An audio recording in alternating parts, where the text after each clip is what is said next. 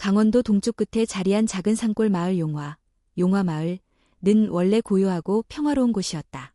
봄이면 진달래가 언덕을 물들이고 가을이면 단풍이 절벽을 타고 흘러내리는 곳. 그러나 그해 여름, 기록적인 폭우와 함께 불어닥친 태풍 하이지는 모든 것을 바꾸어 놓았다. 마을은 그야말로 전쟁터 같았다. 지붕이 날아간 집들, 기와장 사이로 스며든 빗물, 기둥만 남은 초가집. 노는 진흙탕으로 변했고 하천은 범람의 다리를 삼켜버렸다. 3명이 실종되었고 5채의 집이 완전히 무너졌다. 구조 헬기가 지나간 자리에 남은 것은 진흙과 눈물뿐이었다. 그날 이후 마을은 더 이상 이전의 마을이 아니었다. 겉으로는 복구가 진행되고 있었지만 사람들의 마음속에는 무언가 보이지 않는 것이 흘러들고 있었다. 말로는 설명할 수 없는 두려움, 공기 중에 감도는 찝찝한 기운, 그리고 곳곳에서 들리는 이상한 이야기들.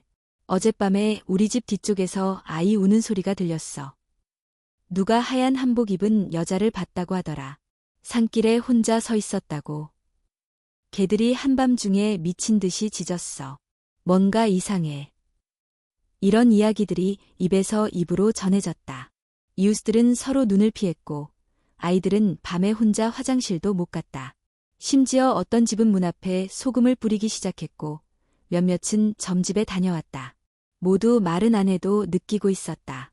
단순한 자연재해가 아니라고. 이건 무언가 더 깊은 것이 있다고. 이 마을 중심에 있는 해인사라는 이름의 작은 암자는 유일하게 태풍의 피해를 받지 않은 곳이었다.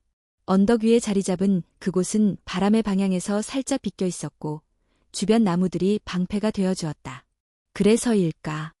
마을 사람들은 자연스럽게 그곳으로 모이기 시작했다. 누군가는 묵주를 들고 왔고 누군가는 향을 피우며 중얼거렸다. 스님, 우리 집이 계속 이상한 기운에 휩싸여 있어요. 밤마다 누군가 지켜보는 것 같아요. 스님, 돌아가신 엄마가 자꾸 꿈에 나와요. 화를 내시더라고요. 해인사의 주지는 현묵 스님이었다. 나이 50을 막 넘긴 듯한 그의 얼굴은 조용하고 평화로웠지만 눈동자에는 깊은 슬픔이 배어 있었다. 마을 사람들은 그를 단순한 스님이 아니라 마을의 어른이라 불렀다. 위로가 필요할 때 찾는 존재, 말없이 차를 내어주는 이, 어깨를 한번 두드려주는 사람. 하지만 아무도 몰랐다. 그가 한때 서울의 큰 병원에서 일하던 내과 전문의였다는 것을. 그가 어머니의 병세를 멈추지 못하고 자책에 빠져 모든 것을 놓았다는 것을. 그날도 그랬다. 스님은 아침 일찍부터 마을을 돌며 죽과 생수, 약초를 나눠주고 있었다. 진흙으로 뒤덮인 길을 맨발로 걸으며 한 여인이 흐느끼며 말했다. 스님, 그날 우리 애가 엄마 불렀어요. 물이 차오르는데 저도 같이 빠졌는데 정신 차려보니 제가 살아있었어요. 왜 저만? 스님은 아무 말 없이 손을 잡아주었다. 그리고 조용히 말했다. 그 아이는 원망하지 않을 겁니다. 하지만 어머니 마음이 아직 그날에 머물러 있어서 평안을 찾지 못하신 거예요. 오늘 밤 아이를 위해 기도해 드릴게요. 아이가 갈 길을 잘 찾아가도록. 그 말에 여인은 오열했다. 뜨거운 눈물이 뺨을 타고 흘렀다. 이건 위로라기보다 고백에 가까웠다.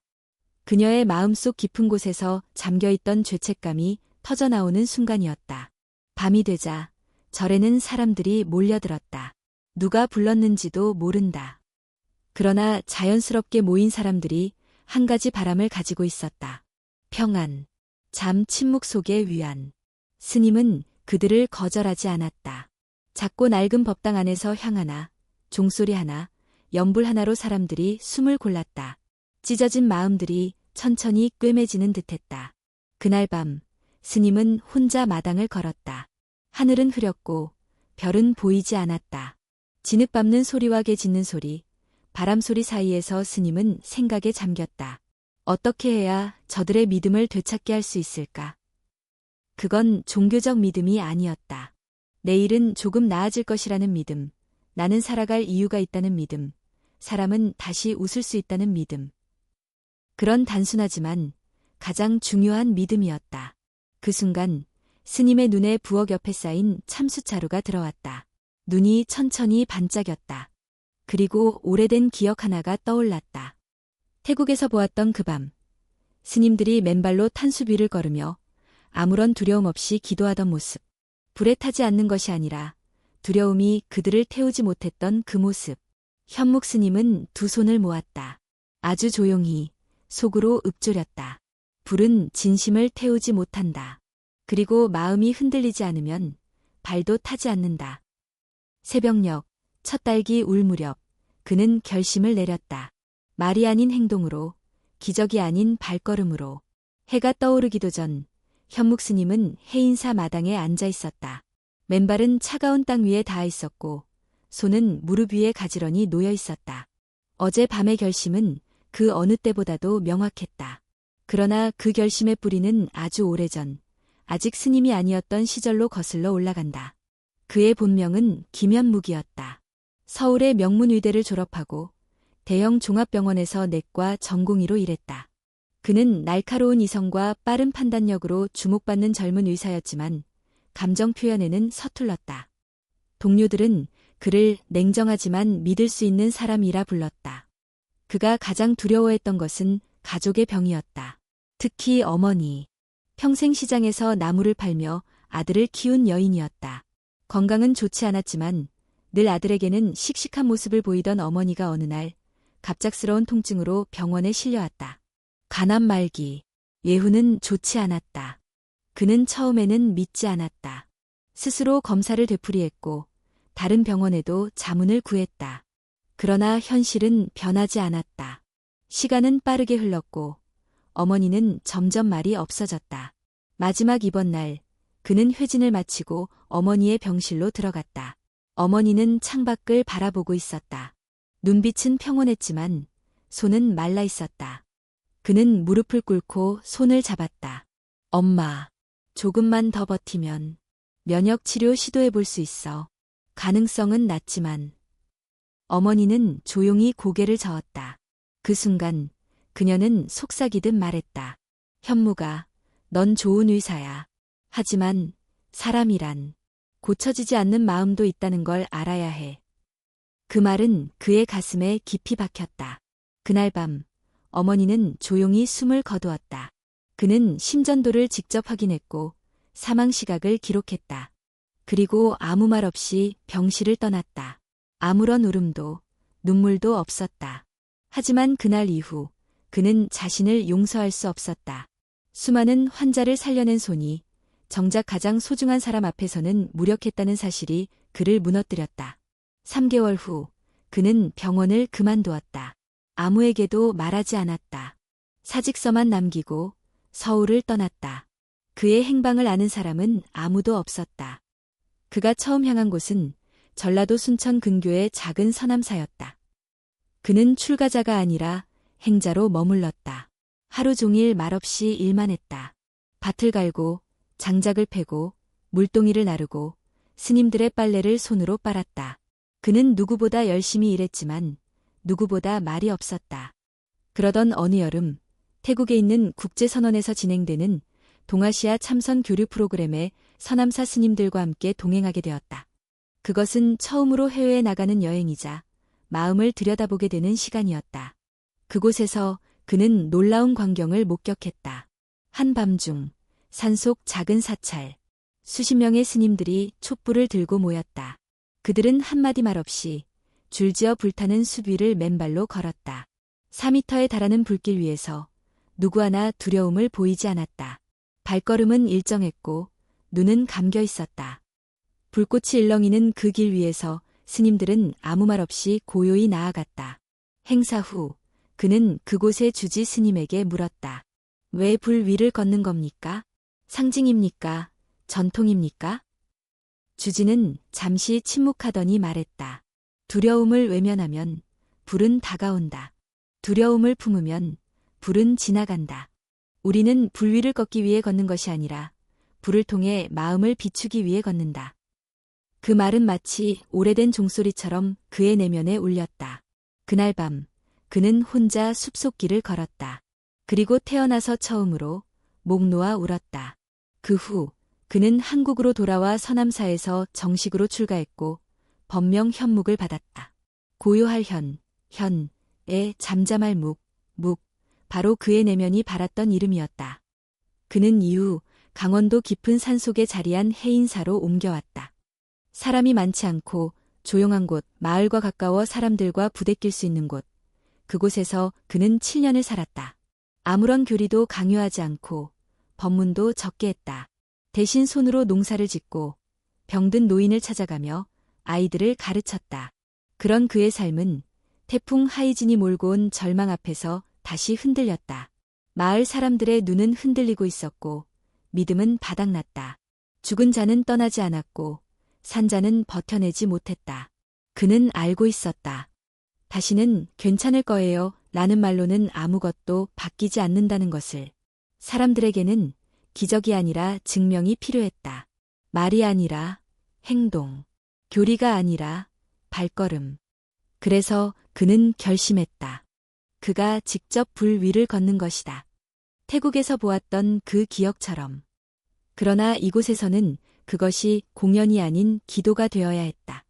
공포가 아닌 위로, 속임수가 아닌 믿음으로. 그는 몸을 일으켰다. 오늘부터 다시 시작이다. 탄 위를 걷기 위한 마음의 훈련, 몸의 훈련, 신념의 훈련. 그리고 그것은 단 한 사람의 발걸음이지만 100명의 마음을 끌어안을 수 있는 길이 될 것이다. 현묵 스님은 결심한 다음 날부터 누구에게도 말하지 않고 새로운 일과를 시작했다. 새벽 4시, 어둠이 아직 물러가지 않은 시간. 법당의 종도 울리지 않고 수행자들의 방에도 불이 켜지지 않은 고요한 시간. 그는 맨발로 해인사 뒷마당으로 향했다. 그곳에는 오래전 태풍이 지나간 뒤 남은 돌밭이 있었다. 자잘한 자갈과 깨진 기왓장이 섞인 바닥, 여름에도 싸늘한 땅이었다. 그 위를 스님은 조용히 걸었다. 발바닥이 바위 끝에 찔릴 때마다 숨을 고르고 다시 한 발 내딛었다. 고통은 몸에서 시작해 마음으로 올라왔다. 그리고 마음이 흔들리면 몸이 주저앉았다. 하지만 그는 멈추지 않았다. 매일 아침, 점점 길어지는 시간 동안 그는 걸었다. 고통을 견디기 위함이 아니었다. 그 고통 속에서도 중심을 유지하는 법을 배우기 위함이었다. 그렇게 7일이 지났을 무렵 해인사의 가장 어린 행자 지수는 이상한 장면을 목격하게 되었다. 그날은 유난히 잠이 오지 않아 일찍 일어나 뒷마당으로 향하던 중이었다. 그는 먼 거리에서 무언가 움직이는 그림자를 보았다. 처음에는 도둑이 든 줄 알았다. 하지만 자세히 보니 스님의 익숙한 실루엣이었다. 현묵 스님이 맨발로 돌밭을 걷고 있었다. 고개는 약간 숙여져 있었고 두 손은 가슴 앞에 모아져 있었다. 조용하고도 엄숙한 분위기였다. 지수는 숨을 죽였다. 발자국 소리조차 내지 않으려 몸을 움츠렸다. 그는 나뭇가지 뒤에 몸을 숨긴 채 한참 동안 그 광경을 지켜보았다. 현묵 스님은 아무 말 없이 한 걸음씩 걸었다. 걷는 속도는 일정했고 멈춤 없이 계속 이어졌다. 마치 매 발걸음마다 무언가를 되새기고 있는 듯했다. 아니, 무언가를 태우고 있는 듯했다. 고통, 두려움, 기억, 그런 것들을 걸음 속에서 하나씩 지워내는 것처럼 보였다. 그 장면은 지수의 마음에 깊이 새겨졌다. 그는 이해할 수 없었지만 무언가 중요한 것을 목격했다는 직감이 들었다. 그날 저녁, 지수는 주방 일을 마친 뒤 조심스럽게 스님을 찾아갔다. 현묵 스님은 작은 탁자에 앉아 차를 따르고 있었다. 지수는 문 앞에서 머뭇거리다 작게 인사를 올렸다. 스님, 오늘 새벽 스님이 돌밭에서 걷는 걸 봤습니다. 현묵 스님은 놀라지도 않고 조용히 찻잔을 건넸다. 봤구나. 아무에게도 말하지 않았지? 네, 아무한테도요. 스님은 고개를 끄덕이며 말했다. 잘했어. 아직 말로 설명할 수 없는 걸 말로 나누면 진심이 흩어질 수 있으니까. 스님, 왜 그런 걸 하세요? 돌도 아프고 발도 상할 텐데. 현묵 스님은 잠시 찻잔을 바라보다가 천천히 대답했다. 지수야, 사람의 마음에는 두려움이 자주 자란다. 겉으로는 아무렇지 않아 보여도 안에서는 불안이 타오르지. 나는 그 두려움이 나를 태우지 않도록 먼저 불 속으로 들어가려는 거야. 지수는 여전히 이해할 수 없다는 얼굴을 지었다. 그러자 스님은 다시 말했다. 예전에 태국에서 스님들이 숯불 위를 맨발로 걷는 걸 본 적이 있다. 그들은 증명하려 하지 않았어. 오직 기도하는 마음으로 발걸음 하나하나에 자신의 바람을 실었지. 스님도 그걸 하시려는 거예요? 현묵 스님은 대답 대신 조용히 고개를 끄덕였다. 하지만 지수야, 이것은 사람들에게 보여주기 위한 것이 아니야. 누구에게도 말하지 말 거라. 지금은 아직 씨앗일 뿐이니까. 땅속에서 자라는 동안은 조용히 있어야 해. 꽃이 필 때까지 말이야.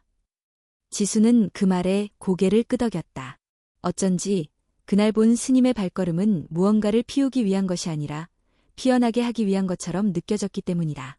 그날 밤 지수는 혼자서 기도문을 외웠다. 누군가의 고통이 사라지기를, 누군가의 두려움이 작아지기를. 그리고 다음 날부터 지수는 매일 새벽 스님보다 더 일찍 일어나 스님이 걷는 돌밭을 먼발치에서 지켜보았다. 스님은 알면서도 아무 말도 하지 않았다. 두 사람은 말없이 하나의 약속을 공유했다. 그 후 며칠 동안 현묵 스님의 훈련은 한층 더 깊어졌다. 돌에서 벗어나 절의 마당으로 나아갔다. 여름 햇살에 달궈진 마당의 벽돌은 뜨거웠다. 스님은 낮 시간에도 태양이 가장 강렬할 때 그 위를 맨발로 걸었다. 천천히, 조용히, 그리고 흔들림 없이. 주방 스님들 사이에서는 이런 말이 돌았다. 요즘 주지 스님, 뭔가 수련하시는 것 같아. 그치. 땡볕에 맨발로 도는 거 봤어? 무슨 기공술이려나. 혹시 무슨 병이라도 있으신 건 아니겠지? 소문은 절 안에서 퍼지기 시작했고 마을 사람들의 귀에도 들어가기 시작했다. 해인사 스님이 돌 위를 걷는다더라. 중이 이상한 도 닦는다는 소리야. 무섭다. 이번에 뭔가 하려는 거 아냐? 불안과 호기심이 뒤섞인 시선이 해인사로 향했다. 그러나 아무도 진짜 이유를 알지 못했다. 단 한 사람, 지수만이 알고 있었다. 그것이 수련이 아니라 기도라는 것을, 이상한 수행이 아니라 누군가를 위한 걸음이라는 것을, 그리고 지수는 그것이 세상에서 가장 조용한 용기라는 것을 마음 깊이 느끼고 있었다. 해인사에서 들려오는 소문은 마을을 넘어 인근 도시까지 퍼져나가고 있었다. 처음엔 단순한 호기심이었다. 스님이 맨발로 돌 위를 걷는다. 더운 날씨에도 마당을 돌고 있다. 그것이 점차 과장되며 사람들 사이에서 기이한 수행, 영적인 훈련, 심지어 이상행동으로 바뀌어갔다. 그리고 이 소문은 결국 서울까지 닿았다. 그곳에는 이야기에 민감하게 반응할 한 인물이 있었다. 바로 한태준 교수였다. 한태준, 명문대학교 사회학과 교수이자 오랜 기간 현대사회에서의 종교와 미신이라는 주제로 연구를 해온 학자. 그의 책 불안과 믿음, 집단 환상의 구조는 베스트셀러가 되었고 특히 종교적 행위가 재난 후 대중의 심리에 어떤 영향을 미치는지를 날카롭게 분석한 내용으로 주목받았다. 그는 이따금 강연에서 이렇게 말했다. 재난은 이성보다 믿음을 자극합니다. 사람들은 두려움을 이기기 위해 설명 불가능한 것을 붙잡죠. 하지만 그때야말로 우리는 더욱 냉철해야 합니다. 위안과 망상은 다릅니다. 한 교수는 이론에서 멈추지 않았다. 그는 각종 방송에 출연해 종교와 미신의 경계를 논했고 특정 행위가 집단 심리에 어떤 효과를 주는지 끊임없이 경고했다. 태풍 하이진 이후 고향 마을 용화에 어머니를 찾으러 내려간 그는 해인사에 대한 이야기를 듣고 경악했다. 스님이 숯불 위를 걷는다고요? 마을 주민에게 들은 그 한마디는 그에게 불편한 예감을 안겼다. 처음엔 그저 묵과하려 했다. 하지만 며칠 뒤 지역 SNS 커뮤니티와 유튜브에 올라온 영상 하나가 그의 판단을 바꾸었다. 영상 속에는 멀리서 촬영된 해인사 마당의 모습이 담겨 있었다. 붉은 석양 아래 현묵 스님이 천천히 벽돌 위를 맨발로 걷고 있었다. 배경에는 촛불과 향, 조용한 연불 소리도 들렸다. 영상의 제목은 이랬다. 해인사, 새로운 기도 의식 시작, 맨발 수행의 비밀. 그 순간 한 교수는 단호히 결심했다. 이건 단순한 개인 수행이 아니었다. 사람들의 신념을 자극하는 위험한 퍼포먼스가 될 수 있다는 것, 그리고 그것이 확산되기 전에 반드시 공론화해야 한다는 것을. 그는 그날 밤 자신의 블로그에 글을 올렸다. 숯불 위의 망상, 믿음과 이성 사이. 강원도의 작은 마을에서 이상한 종교의식이 벌어지고 있습니다. 한 스님이 맨발로 숯불 위를 걷고 있으며 이 행위가 마을 사람들에게 위안을 준다고 합니다. 그러나 우리는 물어야 합니다. 그것이 진정한 위안인가요? 아니면 절망에 잠긴 사람들에게 감각적 충격으로 던지는 위태로운 희망인가요? 그의 글은 빠르게 퍼졌다. SNS와 뉴스 플랫폼은 스님, 숯불, 신비 수행 등의 키워드로 도배되었고 일부 유튜브 채널은 이를 소재로 자극적인 영상을 제작하기 시작했다. 불을 걷는 스님, 신통력의 정체는? 현대의 기적, 아니면 집단 착각. 심지어 한 방송사는 해인사로의 취재를 준비하기도 했다. 이 상황을 처음 인지한 것은 해인사 주방에서 일하는 보살이었다. 그녀는 마을 SNS 게시판에 올라온 글을 보고 스님께 조심스럽게 물었다. 스님, 혹시 인터넷에 떠도는 이야기 보셨습니까? 사람들이 이상한 말들을 하고 있습니다. 현묵 스님은 차분하게 고개를 끄덕였다. 봄비는 가랑비로 시작하지만 홍수는 순식간이지요. 하지만 나는 걷는 걸 멈추지 않을 겁니다. 스님, 사람들은 무서워합니다. 불길하다고, 미친 거 아니냐고, 어쩌실 겁니까? 그들의 두려움은 내가 만든 게 아닙니다. 그 두려움은 그들 안에 오래전부터 있던 것입니다. 나는 그저 그 두려움을 마주하려는 걸음일 뿐입니다. 며칠 뒤 면사무소에서 연락이 왔다. 지역 주민들의 민원이 접수되었고 관련 행위에 대한 설명 요청이 들어왔다는 것이다. 담당 공무원은 스님에게 협조적인 태도를 보였지만 동시에 부담스러운 눈빛을 감추지 못했다. 스님, 요즘 이슈가 커지고 있습니다. 저희도 난처합니다. 혹시 계획하고 계신 행사가 있으시다면 미리 말씀을 해주셔야 할 것 같습니다. 현묵 스님은 침묵하다가 말했다. 곧 하나의 길을 열려고 합니다. 누구를 위한 것도 아니고 보여주기 위한 것도 아닙니다. 하지만 누군가는 봐야 할 겁니다.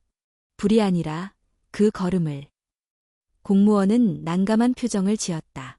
그 시기 지수 역시 점점 긴장되고 있었다. 스님을 향한 외부의 시선이 바뀌고 있었기 때문이다.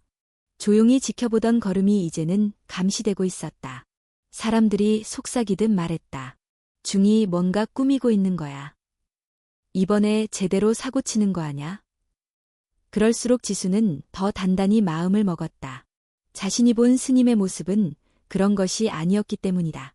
그 걸음에는 누군가를 위로하려는 깊은 기도가 담겨 있었고 그 고요함은 결코 연출이 아니었다. 그러던 어느 날 한 남자가 해인사 앞에 찾아왔다. 차에서 내린 그는 깔끔한 양복을 입고 손에는 책이 들려 있었다.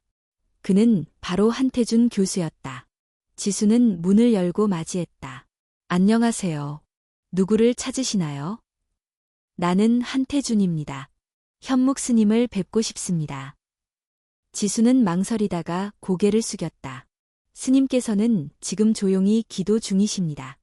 면담은 어렵습니다. 한 교수는 한숨을 쉬고 말했다. 말이 통하는 사람일 줄 알았는데 그렇지 않은 모양이군요. 지수는 아무 대답도 하지 않았다. 그 남자의 눈에서 그는 두려움을 보았다. 스님이 말했던 오래된 불안. 그리고 그 불안은 이제 불씨가 되어 퍼지기 시작하고 있었다. 추석이 다가오고 있었다. 한 해의 풍요를 기리는 이 시기는 동시에 돌아가신 조상들의 넋을 기리는 명절이기도 했다. 용화마을은 여전히 복구 작업이 진행 중이었지만 사람들의 마음 한켠에는 어딘가 모를 갈증이 있었다. 전통적인 성묘와 차례만으로는 채워지지 않는 감정의 공백. 그것은 상실의 고통과 삶의 방향을 잃은 불안이었다. 현묵 스님은 이 시기를 전환의 시간이라 여겼다. 계절이 바뀌고 마음도 바뀔 수 있는 시점. 그는 오래 준비해온 결심을 이제 밖으로 꺼낼 때가 되었다고 판단했다. 어느 날 아침, 그는 군청을 방문했다. 정장을 입지 않은 스님이 공공기관을 찾은 것은 흔치 않은 일이었다. 담당자는 놀라면서도 그를 정중히 맞았다. 민원실 옆 회의실에 자리를 마련하고 그는 스스로 준비해온 문서를 꺼냈다. 문서의 제목은 이랬다. 추석 명절 특별 기도 행사 계획서, 불위의 침묵 의식 제안. 계획서에는 다음과 같은 내용이 담겨 있었다. 1. 추석 전날 밤, 해인사 마당에서 진행. 외부 초청 없이 해인사 내부 인원만 참여. 3. 숯불을 일정 구간에 깔고 현묵 스님 1인만이 맨발로 걸음.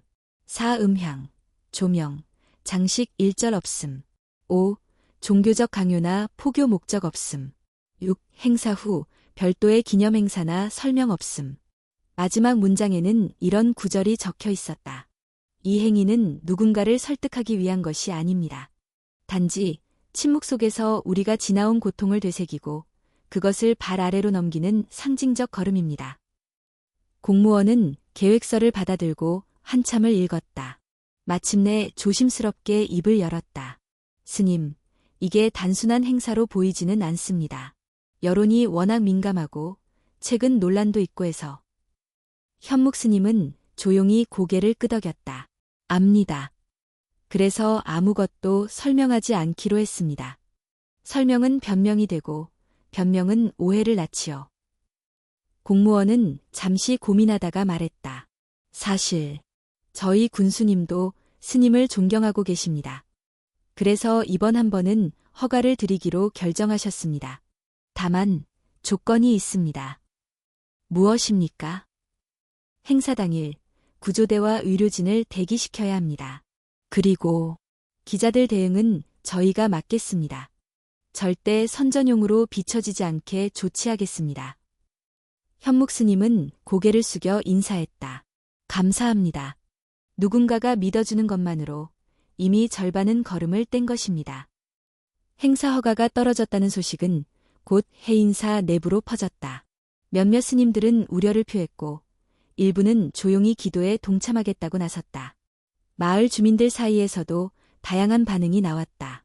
그 스님, 정말 하려고 하나 봐. 불에 발 안 대는 게 말이 돼. 무슨 요술사야. 그래도 이상하게 믿음이 가. 저 사람은 말보단 행동으로 보여주잖아. 난 애 데리고는 안 간다. 위험할 수도 있잖아. 반신반의 불안과 기대가 뒤섞인 가운데 사람들은 추석 전날을 기다렸다. 심지어 지역 방송국에서 사찰 측에 취재 요청을 해왔지만 현묵 스님은 일체의 언론 접촉을 거부했다. 이건 보여주기 위한 것이 아닙니다. 보여주려고 할 때 그 의미는 사라집니다. 하지만 정보는 새어나가기 마련이었다. 어떤 봉사자가 무심코 말한 이야기가 지역 기자의 귀에 들어갔고 곧 인터넷 커뮤니티에는 불 껐는 스님, 추석 의식이라는 키워드가 급상승했다. 그리고 서울. 한태준 교수는 그 소식을 듣자마자 다시 글을 올렸다. 불의 연극, 신념의 착각. 강원도의 한 사찰에서 불위를 걷는 의식이 추석 전야에 열린다고 합니다. 이는 단순한 개인 수행이 아닙니다. 사회 전체를 향한 위험한 메시지입니다. 우리는 묻고 또 물어야 합니다. 믿음이 언제부터 과시가 되었습니까? 고요함이 언제부터 퍼포먼스로 바뀌었습니까? 그의 글은 언론사 칼럼으로도 실렸고 각종 팟캐스트와 유튜브 채널에서 인용되었다. 여론은 둘로 갈라졌다. 나는 그 스님 믿는다. 저런 사람 요즘 없어. 미신을 포장해서 감동으로 파는 건 위험하다. 적어도 누구한테 돈을 뜯는 것도 아니고 조용히 한다잖아. 뭐가 문제야? 조용히 해도 문제야. 사람들이 따라할 수도 있잖아.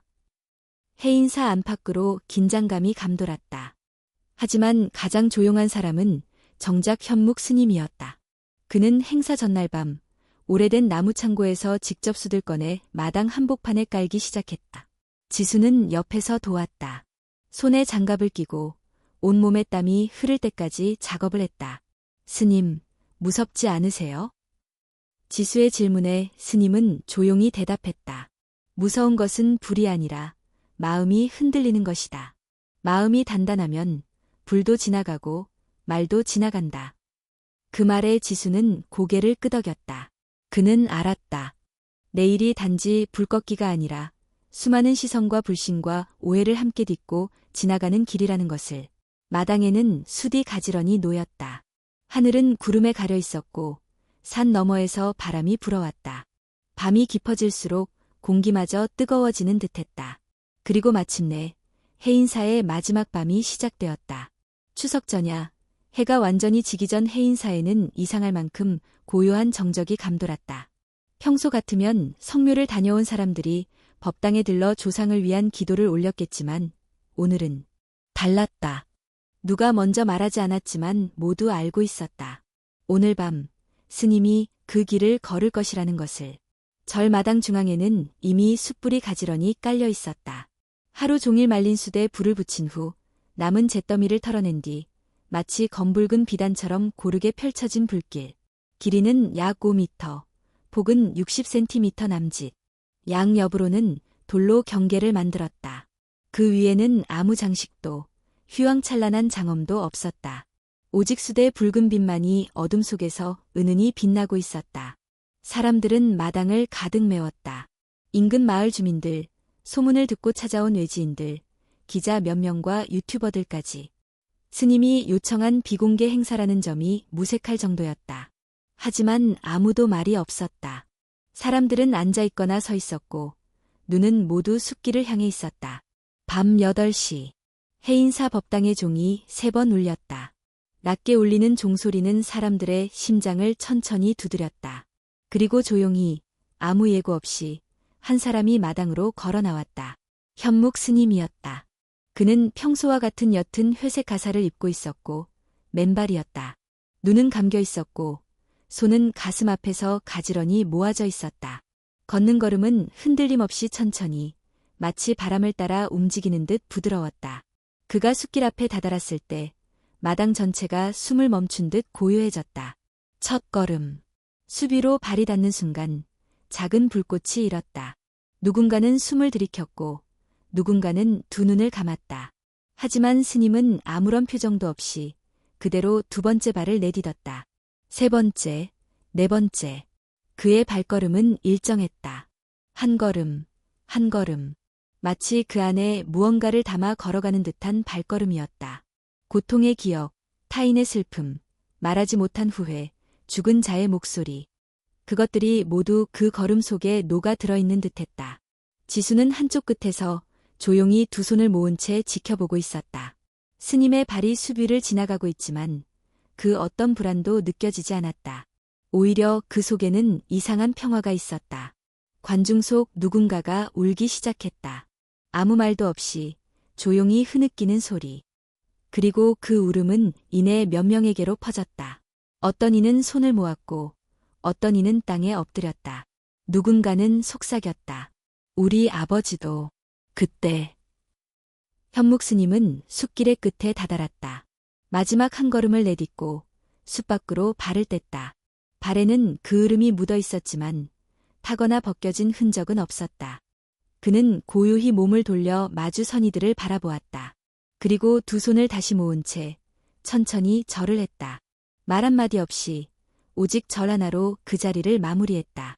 잠시 침묵이 이어졌다. 사람들은 숨을 쉬지 못하는 듯했다. 그러나 곧 마당 전체에 묘한 안도의 기운이 퍼졌다. 박수도 환호도 없었다. 오직 고요함. 마치 모든 말이 사라진 순간처럼. 그러나 그 고요는 오래가지 않았다. 어디선가 달리는 발소리가 들려왔다. 군중 사이를 비집고 한 청년이 달려나왔다. 그는 술에 취한 듯 비틀거렸고 손에는 소주병이 들려 있었다. 나도 해볼게. 별거 아니잖아. 그냥 걸으면 되는 거지. 지수가 그를 알아보았다. 마을 근처 편의점에서 일하던 정우였다. 몇 달 전 그의 어머니가 홍수에 휩쓸려 돌아가셨다고 들은 적이 있다. 정우야, 안 돼. 지수가 외쳤지만 이미 늦었다. 정우는 숲길 위로 뛰어들었다. 첫 발에서 불꽃이 튀었고 두 번째 발에서는 괴성이 터져나왔다. 아악! 그는 중심을 잃고 넘어졌다. 팔과 무릎이 숲 위에 닿으며 순간적으로 불꽃이 튀었고 군중 속에서 비명이 터졌다. 몇 명이 앞으로 달려나갔고 구조대원이 달려와 그를 끌어냈다. 정우의 다리와 팔은 화상을 입고 있었다. 그는 괴로워하며 신음했고 구급차는 곳 출동해 그를 병원으로 이송했다. 혼란. 그 자리를 가득 메웠던 감동과 침묵은 단숨에 무너졌다. 사람들은 웅성거렸고 카메라는 번쩍였으며 누군가는 핸드폰으로 찍은 영상을 바로 업로드하기 시작했다. 그 모든 소란 속에서 현묵 스님은 조용히 서 있었다. 그 얼굴에는 흔들림도 두려움도 없었다. 다만 아주 깊은 슬픔이 맺혀 있었다. 자신이 의도하지 않았지만 피하지도 못한 결과 그날 밤 인터넷에는 영상이 빠르게 퍼졌다. 불 껐는 스님 행사 중 사고 발생. 화상 입은 청년, 정신적 충격 상태, 해인사, 위험한 종교 퍼포먼스 논란. 이야기는 새로운 국면으로 접어들고 있었다. 믿음은 아직 타오르고 있었지만 이제는 그것을 꺼야 한다는 목소리가 거세지고 있었다. 해인사 마당에서 벌어진 사고는 몇 시간 만에 전국의 뉴스와 인터넷 커뮤니티를 뒤덮었다. 정우가 숲길 위를 뛰어들고 화상을 입은 장면은 적나라하게 영상에 담겼고 SNS에서는 실시간으로 전파되었다. 추석날 벌어진 불의 의식, 청년 화상 사고. 불에 탄 건 피부가 아니라 이성이다. 해인사 주지, 위험한 종교쇼 논란. 사고 다음 날 주요 포털 사이트의 실시간 검색어 1위는 해인사였다. 그 밑에는 불 껐는 스님, 청년 화상, 미신 퍼포먼스 같은 키워드가 줄지어 올라왔다. 댓글창은 격렬한 논쟁으로 가득했다. 왜 저런 걸 허락한 거야? 정부는 뭐 하고 있냐? 자기 몸 태우겠다는 걸 말릴 순 없잖아. 스님 혼자 걸었다는데 왜 청년이 뛰어든 걸 탓하나? 그래도 저건 명백히 선동이다. 믿음으로 포장한 위험. 정말 간절했던 사람은 스님이었을 수도 있어. 우리도 판단을 멈춰야 해. 하지만 감정은 이성보다 빠르게 번졌다. 지역 언론은 앞다투어 해인사로 향했고 며칠 뒤에는 전국 방송사들이 마당에 카메라를 설치했다. 기자들은 연신 질문을 던졌고 주민들은 곤란해했다. 군청도 압박을 받았다. 군수는 사찰 관계자들을 불러 회의를 열었다. 분위기는 싸늘했다.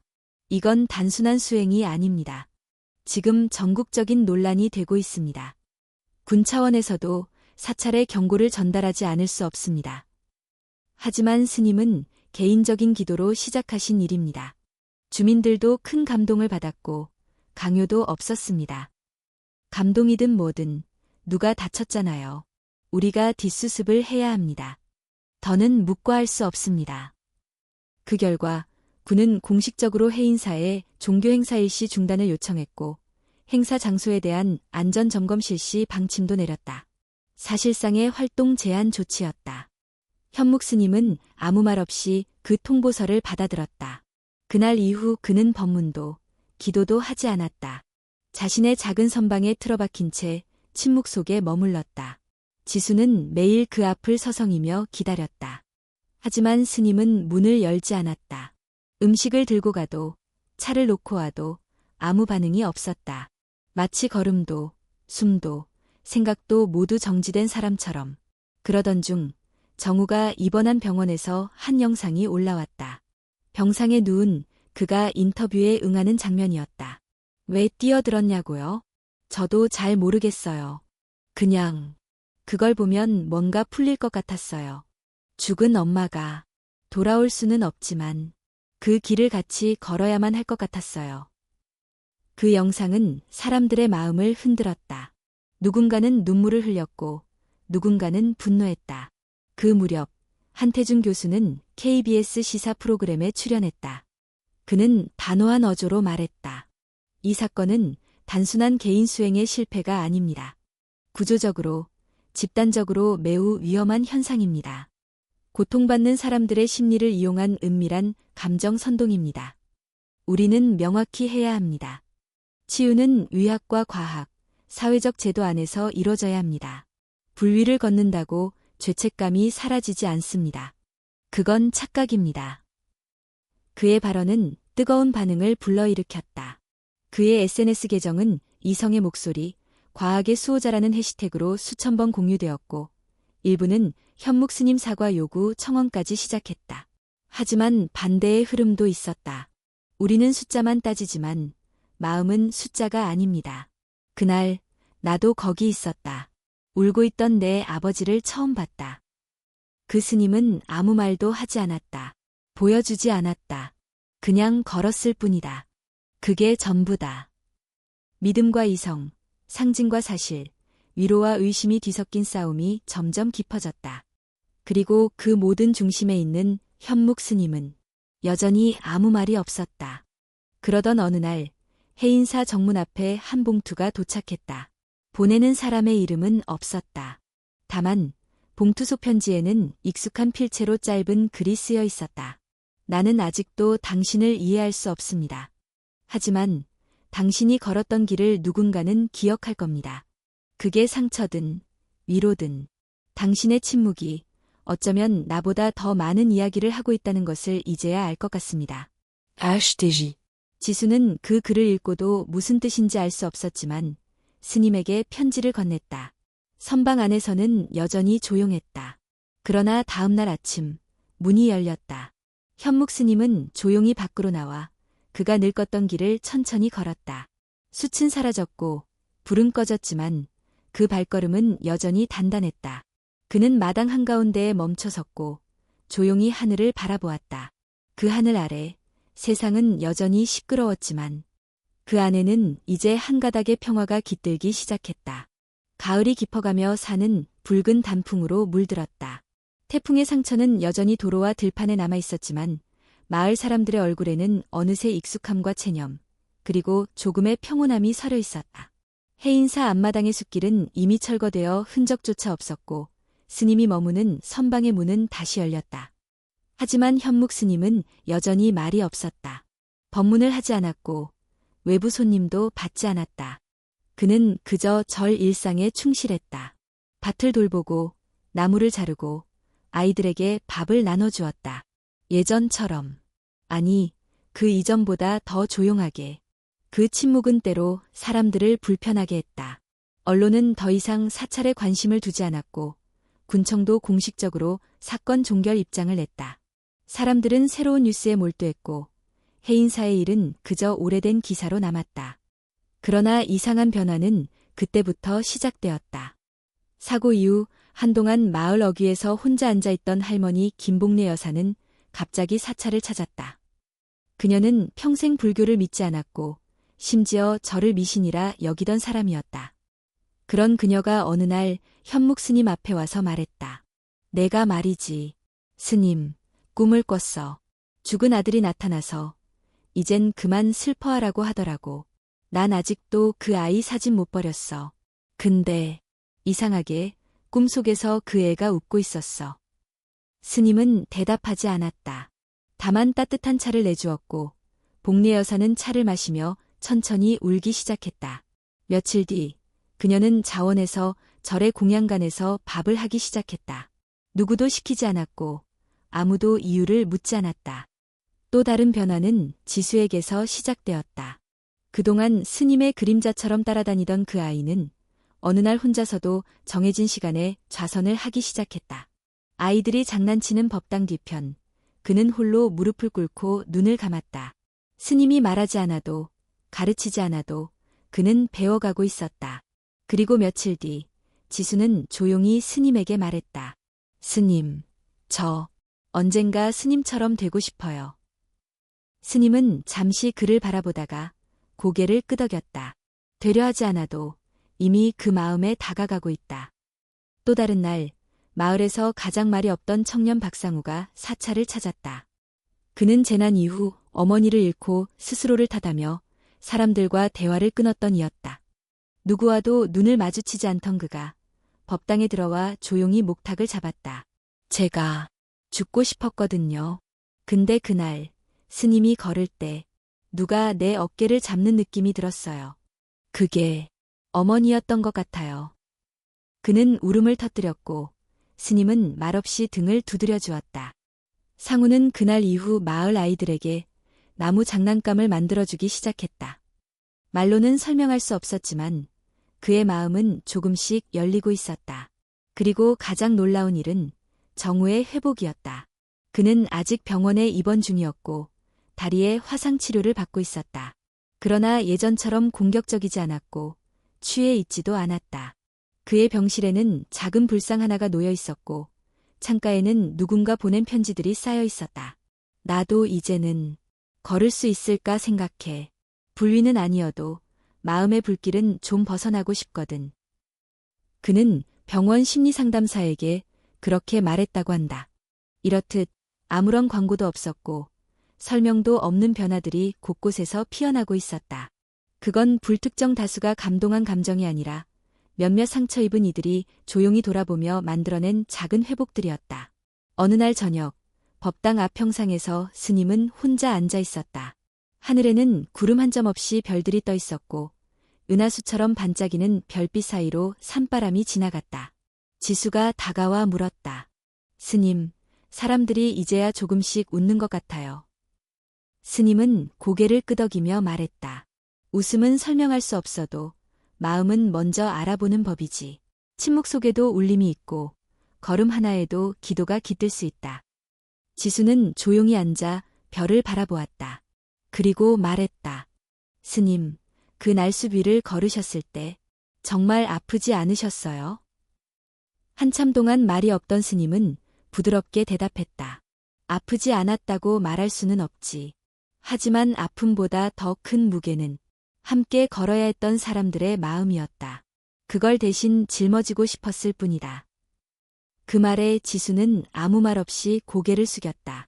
그저 바람 소리와 별빛, 그리고 조용한 발걸음이 마음을 감싸 안는 듯했다. 그날 밤 해인사에는 처음으로 다시 촛불이 켜졌다. 법당 앞 작은 등불 하나. 누구의 지시도 없이 지수가 피운 것이었다. 아무도 강요하지 않았지만 그것은 조용한 기도였다. 그리고 사람들은 서서히 깨닫기 시작했다.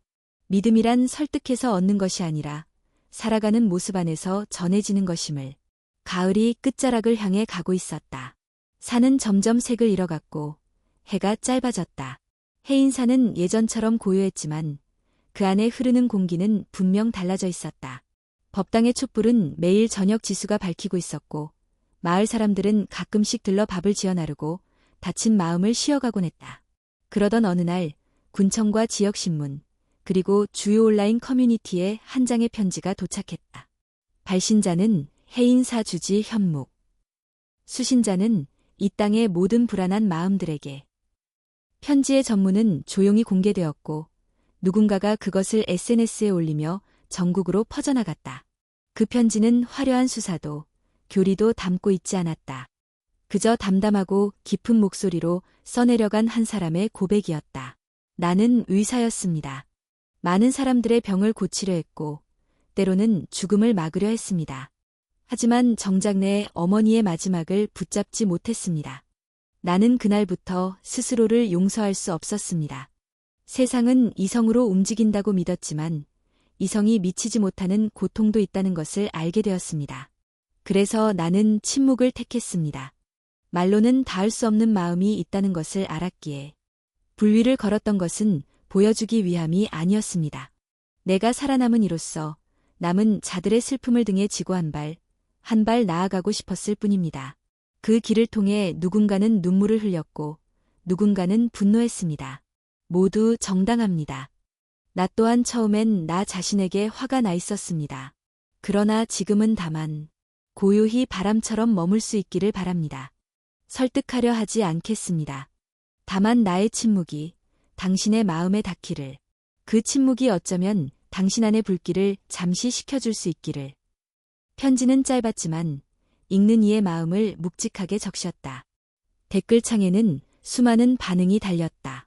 나도 엄마를 보내고 스스로를 용서하지 못했다. 이 편지를 보고 처음으로 울었다. 침묵으로 사과하는 사람은 처음 본다. 하지만 가장 진심처럼 느껴졌다. 이제야 이해할 수 있을 것 같다. 스님은 종교인이 아니라 우리 중 하나였구나. 편지는 확산되었고 그날 밤 현묵 스님이라는 이름은 다시 한번 포털 사이트 상위에 올랐다. 하지만 이번엔 논란이 아니라 공감이었다. 그리고 서울. 한태준 교수는 그 편지를 조용히 읽고 있었다. 아무런 코멘트도 반박도 하지 않았다. 그저 책상 위에 편지를 올려두고 창밖을 오래 바라보았다. 며칠 뒤 그는 본인의 블로그에 짧은 글 하나를 올렸다. 나는 여전히 불위를 걷는 행위를 지지하지 않는다. 상징이 현실을 대체할 수 없다는 믿음은 여전하다. 그러나 때로는 현실이 설명하지 못하는 고통도 있다. 그 고통 앞에서 누군가는 말하고 누군가는 걷는다. 그 둘이 다르다고 믿었던 나는 이제야 안다. 우리가 다르지 않다는 것을. 그 글은 많은 사람들을 놀라게 했다. 그를 지지하던 일부는 실망했지만 더 많은 사람들은 그 변화를 받아들였다. 이성의 상징이었던 인물이 처음으로 침묵의 힘을 인정한 순간이었다. 그 변화는 해인사로도 이어졌다. 하루는 군청의 문화관광과 담당자가 사찰을 다시 찾았다. 그는 공식 문서 대신 한 장의 도장을 꺼내들었다. 군수님께서 전해달라고 하셨습니다. 행사 금지 조치 해제입니다. 다만 다시는 위험한 상황이 발생하지 않도록 함께 협의해달라고 하셨습니다. 현묵 스님은 그 도장을 받아들고 조용히 인사했다. 고맙습니다. 걸음은 이제 멈췄지만 기도는 계속되고 있습니다. 지수는 그 모든 과정을 지켜보며 물었다. 스님, 이제 사람들은 조금씩 이해하는 것 같아요.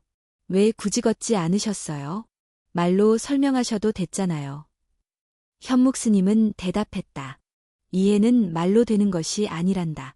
때로는 마음이 먼저 움직이고 말은 나중에 따라오는 거지. 그날 저녁, 법당 앞 평상에는 몇 명의 마을 사람들이 모였다. 그들 중에는 처음으로 절을 찾은 사람도 있었다. 복례 여사는 된장국을 끓여왔고 상우는 나무로 깎은 작은 불상을 아이들에게 나눠주었다. 누군가는 기타를 꺼내 조용히 노래를 불렀고 지수는 그 옆에서 작은 목탁을 두드렸다. 그리고 현묵 스님은 말없이 그 모습을 바라보았다. 자신이 전하려 했던 기도가 어쩌면 이 풍경 속에 피어났다는 것을 그는 비로소 알 수 있었다. 이제 누군가가 다시 불 위를 걷지는 않을 것이다. 하지만 마음의 숲길 위를 조심스레 걸어가는 사람들은 점점 많아질 것이다. 몇 해가 흘렀다. 용화마을은 이제 옛 상처를 대부분 지우고 새로운 모습으로 다시 살아나고 있었다.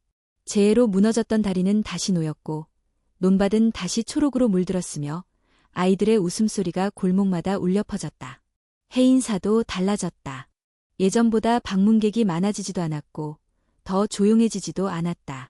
다만 어떤 균형이 자리를 잡은 듯 사람들은 불안하지 않은 얼굴로 법당을 드나들었다.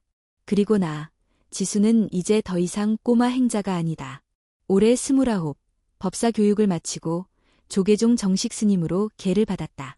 머리는 여전히 깎았고 법복도 변하지 않았지만 마음은 그때와 많이 달라졌다. 그리운 이름이 있다. 현묵 스님, 나의 스승, 나의 길잡이, 그리고 지금은 나의 고요한 기억. 그분은 몇 해 전 조용히 입적하셨다. 마지막까지 병상에 누운 일이 없었고 마지막 날 아침에도 직접 나무를 다듬고 찻잔을 씻으셨다. 그리고 그날 저녁 평소처럼 좌선하던 중 눈을 감고 떠나셨다. 마치 한숨 쉬듯 아무 고통도 흔들림도 없이. 그날 이후 나는 처음으로 법당 마루에 홀로 앉아 밤을 지새웠다. 울지 않았다. 다만 마음 깊은 곳에 무언가가 고요히 흘러가는 느낌이었다. 그것은 아마도 스님의 숨결이었다. 오늘 나는 작은 편지를 쓴다. 그분이 평생 써온 침묵의 편지에 내 마음을 더해 전하고 싶다. 이 글은 누군가에게 읽히기 위해 쓰는 것이 아니라 그분이 걸었던 길에 나 또한 발을 내딛고 있다는 것을 스스로 기억하기 위해 쓰는 것이다. 지수의 편지. 스님. 그날을 기억합니다. 해가 완전히 지기 직전 마당에 붉게 깔린 숲 위를 조용히 걸어가던 그 모습. 아무 말 없이 오직 한 걸음씩 내딛는 그 모습은 제게 세상의 어떤 말보다 더 큰 울림이었습니다. 당신은 말하지 않았지만 저는 느낄 수 있었습니다. 그 발걸음 속에 담긴 기도와 슬픔, 그리고 용서를. 누군가를 대신해 걸으려는 그 마음이 얼마나 무거웠는지 이제야 조금은 알 것 같습니다. 당신이 떠나신 후 저는 처음으로 혼자 법문을 했습니다. 사람들이 눈을 감고 듣고 있는 동안 문득 떠오른 생각이 있었습니다. 말보다 먼저 도착하는 것은 마음이다. 스님이 자주 하시던 말이었죠. 이제야 그 의미를 압니다. 스님께서는 늘 조용히 계셨습니다. 누군가가 떠들고 비난하고 판단해도 단 한 번도 대응하지 않으셨습니다. 그 침묵이 얼마나 큰 힘이었는지 사람들이 나중에야 알게 되었지요. 당신을 반대하던 사람들, 심지어 한태준 교수님도 나중에 사찰을 찾아왔습니다. 그는 조용히 법당에 앉아 눈을 감고 계셨고 아무 말 없이 한참을 머물다 돌아갔습니다. 그날 저는 그가 오랜 두려움에서 조금은 자유로워졌다는 것을 느꼈습니다. 복례 할머니는 여전히 공양간에서 된장을 고우시고 상우 형은 마을 초등학교에서 목공예를 가르칩니다. 정우 형은 화상 자국을 그대로 두고 이제는 청소년 상담사를 하고 있습니다. 그들은 말합니다. 그날의 불길이 내 안의 상처를 보여주었고 이제는 그걸 품고 살아갈 수 있게 됐다고요. 그리고 저는 지금 당신이 걸었던 숲길의 자리에서 매일 아침 한 바퀴를 법당 주변으로 걷습니다. 불은 없고 숯도 없습니다. 다만 제 마음에만 타오르는 불빛이 있습니다. 그것이 제가 이어가야 할 기도라고 믿습니다. 당신이 걸었던 길은 이제 저에게 남겨졌고 저는 그것을 다른 이들과 함께 걷고 싶습니다. 말 없이도 설명 없이도 마음으로 이어지는 길, 아마 그 길이 바로 믿음이겠지요. 스님, 고맙습니다. 살아있는 동안 누구보다 조용하게 큰 일을 해주셔서, 그리고 괜찮다고 말하지 않고 대신 걸어주셔서. 당신의 제자 지수올림. 편지를 쓰고 나는 법당 마루에 조용히 앉았다. 해가 지고 있었고 산 그림자가 마당을 덮고 있었다. 촛불 하나를 켰다. 작은 불빛이 깜빡이더니 이내 안정되었다. 사람들이 가끔 묻는다. 그때 스님은 왜 불 위를 걸었을까요? 나는 대답하지 않는다. 대신 그들에게 차를 내주고 함께 조용히 앉아 있을 뿐이다. 왜냐하면 나는 안다. 그 침묵이야말로 가장 깊은 대답이라는 것을.